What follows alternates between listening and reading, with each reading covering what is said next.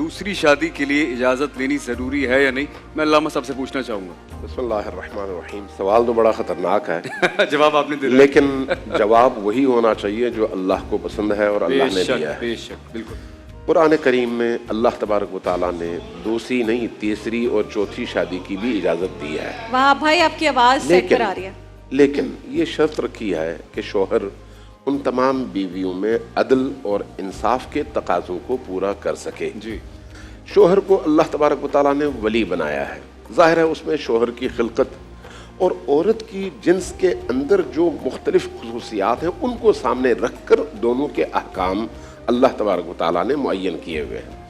ہم جب دیکھتے ہیں تو ہو سکتا ہے ہم اپنے کلچر کی وجہ سے، جذباتیت کی وجہ سے، اپنی چھوٹے چھوٹے اپنے مفادات کی وجہ سے فیصلے کریں کہ یہ ہمارے لیے ٹھیک ہے یا یہ نہیں ہے، لیکن جب اللہ فیصلہ کرتا ہے تو بنی نوع بشر کی اس تقدیر کو دیکھتا ہے اور ان کے مفاد کو دیکھتا ہے۔ اس لیے من حیث انسان جب ہم قرآن کریم کو دیکھتے ہیں تو قرآن کریم نے شوہر کو یہ اجازت دی ہے کہ وہ 4 تک شادیاں کر سکتا ہے ان شرائط کے ساتھ۔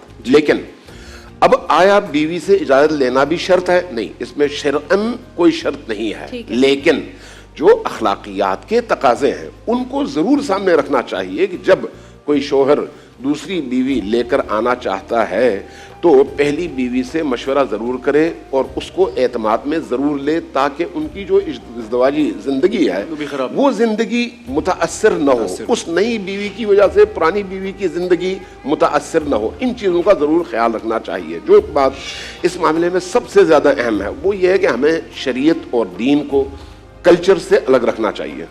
کلچر ہماری اپنے انتخاب کا نام ہے، ہم ہندوانہ کلچر میں پلے بڑے ہیں، لہٰذا ہمارے بہت سارے مذہبی رسوم میں بھی ہندوؤں کا رنگ نظر آتا ہے، حتیٰ شادیوں میں نظر آتا ہے۔